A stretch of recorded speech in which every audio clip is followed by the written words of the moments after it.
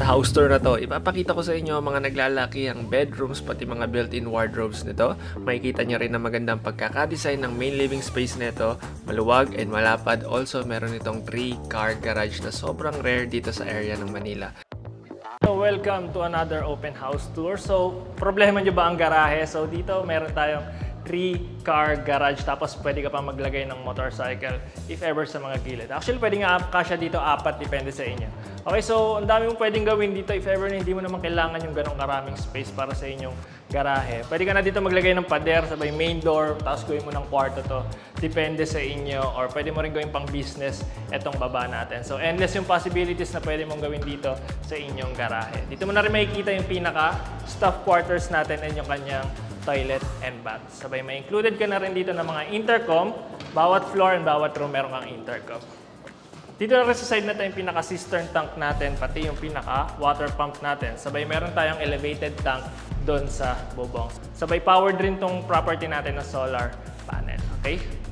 So dito sa likod yung pinaka-airwell natin. So yung airwell natin is buo, malapad and open hanggang doon sa taas. Okay? Sabay mapapansin mo rin kung gaano karaming pin lights itong nasa mga ceiling natin. So lagpas-lagpas 20 na pin lights dito pa lang sa garahe natin. So tara! Akit na tayo sa second floor natin. Nandun yung ating pinaka main living space. Let's go! O, diba? Additional security features. Tara! Okay, so from your main staircase, pagpasok mo dito sa inyong main door, lever type, sasalubungin kayo ng inyong pinaka-living area. Meron ka na ritong included na wall-mounted na entertainment wall. Meron ka ditong cove ceiling design. May mga bilog na pin lights and mga squares. Yung mga bilog yun yung nakakonect dun sa ating pinaka-solar panel. Okay? So dito, we have a sliding set of windows which opens up dun sa ating staircase. And then meron ulit another set of windows on this side which overlooks dun sa ating pinaka-street sa harap. Tapos meron ka pa sa likod. So napakaganda ng cross ventilation dito sa property natin. So dito, meron tayong fluted wall panel. Ayan. So sa likod na ito yung pinaka-solar panel natin.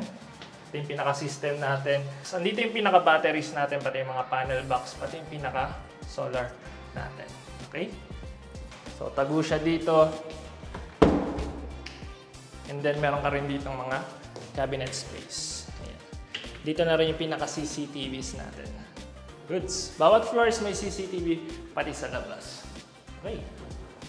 Now, dito naman, sa side na to, sa likod, is your dining area and your kitchen. So, dito meron kang tray ceiling design. If ever, pwede kang maglagay dito ng drop light. So, included na rin itong pinaka-dining table set natin. Okay. So, dito may L-shaped layout kitchen tayo. Granite countertop.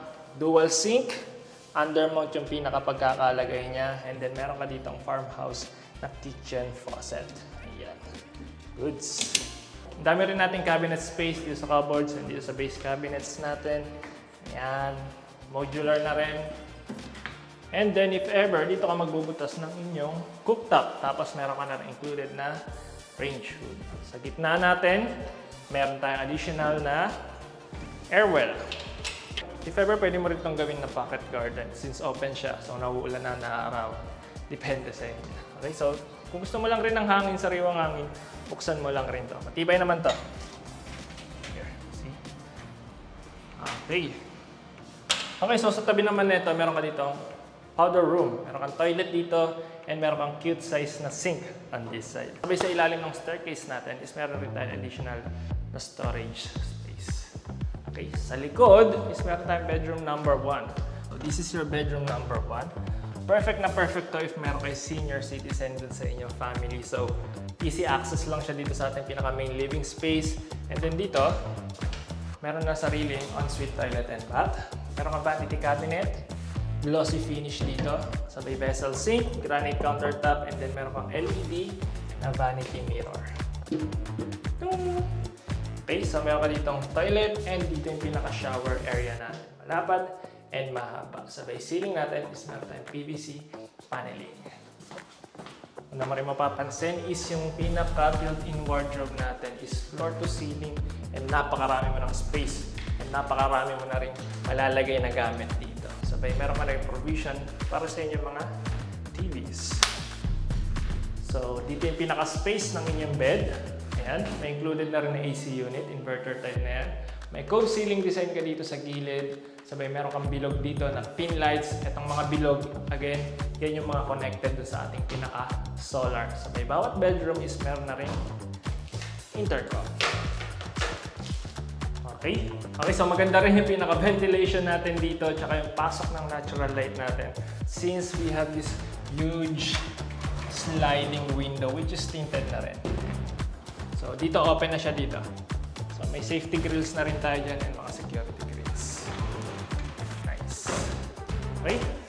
So, ito yung sa ating pinaka-main living space. Akit na tayo sa ating third floor, meron pa tayo doon dalawang.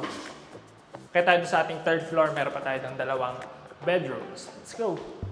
Dito sa staircase natin, meron tayong U-shape na staircase. Dito, if ever, pwede ka maglagay ng drop lights or chandelier.